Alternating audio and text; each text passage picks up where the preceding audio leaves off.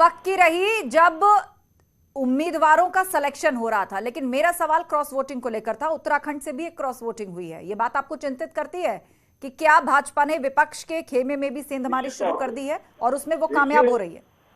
देखिए, पूरे देश में ये खास बिल्कुल निश्चित तौर पे विपक्ष में सेंधमारी में कौन कहेगा कि कामयाब नहीं हुई। जब क्रॉस वोटिंग हो रही है, जब मेंबर ऑफ पार्लियामेंट से लेकर के मेंबर ऑफ लेजिस्लेटिव असेंबली अलग अलग राज्यों में उन्होंने निर्धारित कर रखा था और ये एक पूरा प्लान है, पूरा एक प्रोजेक्ट के रूप में उन्होंने राष्ट्रपति चुनाव को लिया।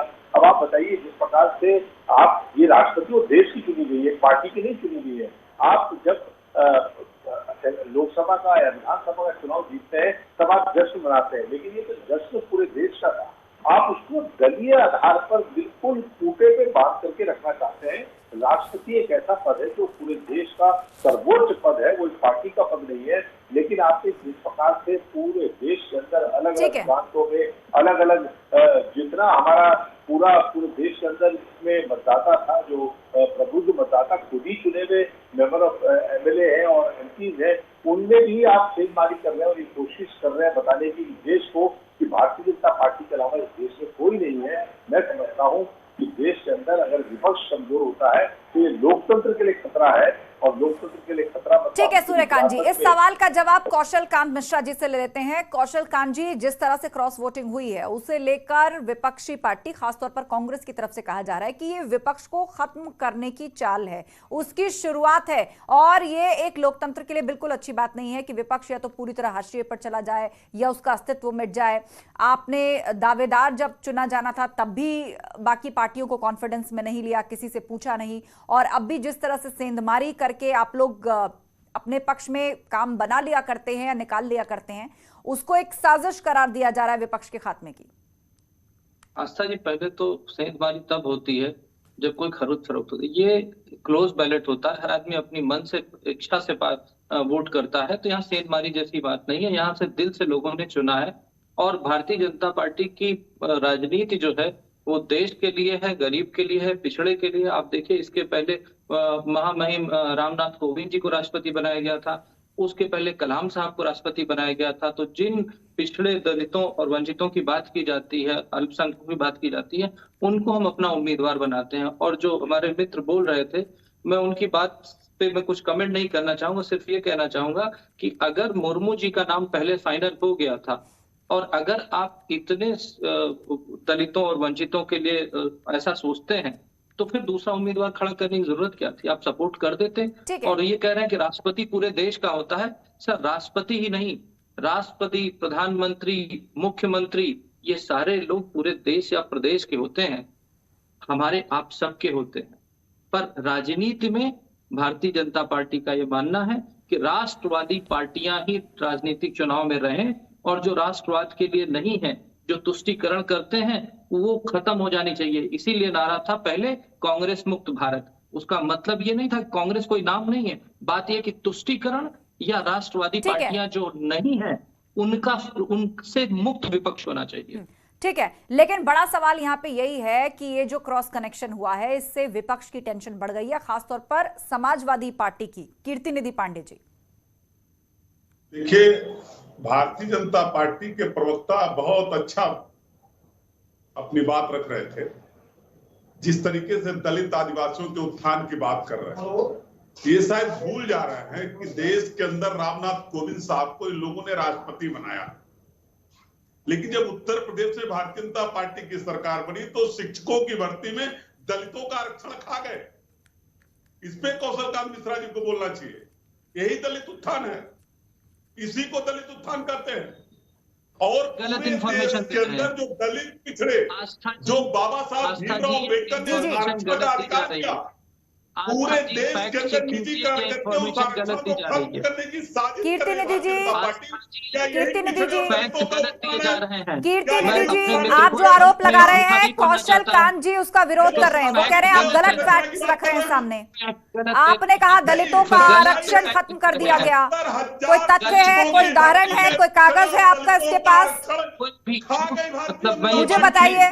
इसमें कोई गलत नहीं, कोई गलत नहीं है ये आप कह रहे हैं। कोई प्रूफ आपके पास है कि दलितों का आरक्षण दरकिनार कर दिया गया शिक्षक भर्ती में? मैं बता रहा हूँ। अच्छा ठीक है, आप 10 सेकंड बात पूरी कर लीजिए, फिर कौशल कांत मिश्रा जी इसका जवाब देंगे। बोलिए। 10 सेकंड। दोनों को पत्र लिखा गया था और दोनों राष्ट्रीय पिछड़ा वर्ग आयोग और राष्ट्रीय अनुसूचित आयोग ने उत्तर प्रदेश सरकार को पत्र लिखा, कहा कि 69,000 शिक्षकों की भर्ती में जो पिछड़े और दलितों को आरक्षण पूरा नहीं दिया गया उसको फुलफिल किया जाए। ये पत्र है उत्तर प्रदेश सरकार को, लेकिन आज तक नहीं किया गया। और देश के अंदर सरकारी विभागों का जिस तरीके से निजीकरण हो रहा है उसके पीछे साजिश है दलितों और पिछड़ों ठीक है, आप बात रख चुके हैं। आपने दलित आरक्षण को लेकर बड़ा सवाल उठाया, अब उसका जवाब देंगे कौशल कांत मिश्रा। बोलिए कौशल कांत जी। आस्था जी, मैं तो अपने मित्रों से और अपने दर्शकों से ये रिक्वेस्ट करूंगा कि जो हमारे मित्र कह रहे हैं इस बात को जाकर के पढ़ें और समझें और सच्चाई जानें। दलितों का आरक्षण, किसी भी आरक्षण को कोई खत्म नहीं कर सकता। वो एक संवैधानिक व्यवस्था है। जो कीर्ति जी पांडे जी कह रहे हैं वो फैक्ट करेक्ट नहीं है। किसी का आरक्षण खत्म नहीं हुआ है और संवैधानिक तरीके से कोर्ट के आदेश पर सारी नियुक्तियां हुई है जो इनके जमाने में पेंडिंग पड़ी हुई। इन्होंने कोर्ट के आदेश और उसी कोर्ट के केसेस खत्म करके 4.5 लाख नियुक्तियां पहले काल में दी गई थी और जो आगे भी दी जाएंगी ये गलत इंफॉर्मेशन दी जा रही है। आस्था जी प्लीज, आस्था जी प्लीज, ये गलत इंफॉर्मेशन। आप जब बोल रहे थे तो सब शांत थे। अब एक बार जवाब भी तो पूरी तरह सुन लीजिए। दोबारा मैं आपके पास आ जाऊंगी, और भी पैनलिस्ट हमारे बीच में। कौशल कांत जी 10 सेकंड बात पूरी कीजिए, उसके बाद मैं रुक करूंगी सूर्यकांत धस्माना जी का। सिर्फ ये कहूंगा कि जो मेरे मित्र फैक्ट रख रहे हैं वो गलत फैक्ट है। किसी का कोई आरक्षण खत्म नहीं हुआ है। सब कोर्ट के आदेश के थ्रू सारे लोग सारे फुलफिल किए जा रहे हैं। और जो इनके समय में समाजवादी पार्टी के समय में 4.5 लाख नियुक्तियां के करीब कोर्ट के आदेश से पेंडिंग थी, उनको कोर्ट के आदेश को फॉलो करते उन सारी नियुक्तियों को किया गया है। किसी का कोई आरक्षण खत्म नहीं किया गया है, बल्कि हमने एक दलित आदिवासी महिला को एक राष्ट्रपति बनाने के लिए एक मुहिम चलाई जिसमें इन्होंने विरोध किया। ठीक है।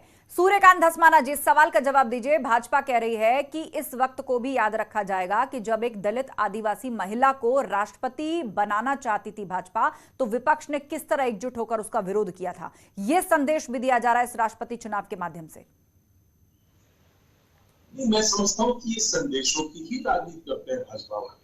ये देखिए, अभी आप मैं बड़ी अदब से कहना चाहता हूँ, भाजपा के जो प्रवक्ता हैं आप कहते रहते कि केवल राष्ट्रपति नहीं, प्रधानमंत्री भी, मुख्यमंत्री भी, निश्चित तौर पर जिनको लोग चुन लेते हैं, जब वो सरकारें बन जाती है तो वो देश या पूरे प्रदेश की होती है।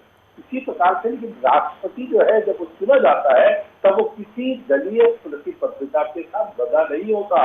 वो कहीं जाकर के किसी इलेक्शन मीटिंग में प्राइम मिनिस्टर, चीफ मिनिस्टर या मिनिस्टर ये जाकर के वोट मांगते हैं और अपने दलीय आधार पर जो प्रतिबद्धताएं हैं उनका भी निर्वहन करते हैं। राष्ट्रपति या गवर्नर नहीं करते। अब हालांकि भाजपा ने एक परिपाटी बना दी है कि गवर्नर्स को भी जाकर के मिनिस्टर्स बना दिए स्टेट में, लेकिन जो सबसे महत्वपूर्ण बात यह है कि जो संदेश की राजनीति है केवल सिंबॉलिक क्यों करना चाहते हो।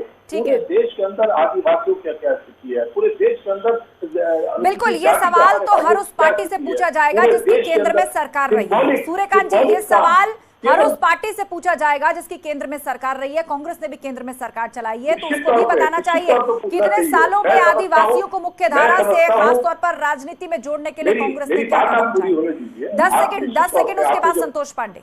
बिल्कुल आपने दुरुस्त बात कही।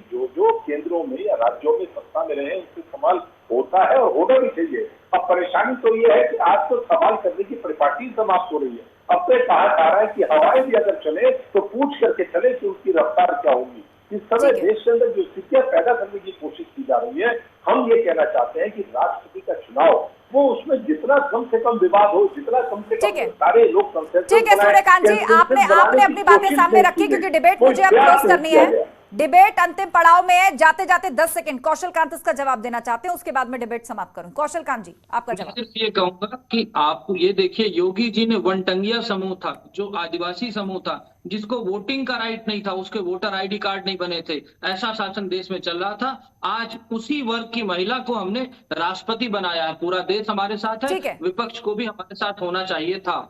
बिल्कुल, और ये ऐतिहासिक क्षण है भारत के लिए। इससे विश्व को भी एक बड़ा संदेश जाता है कि किस तरह पंक्ति के अंतिम कतार में खड़े रहने वाला एक शख्स भी वो दिन देख सकता है कि जब देश के सर्वोच्च पद पर उसे आसीन करवाया जाता है। आप सभी लोगों का बहुत शुक्रिया इस चर्चा में शामिल होने के लिए।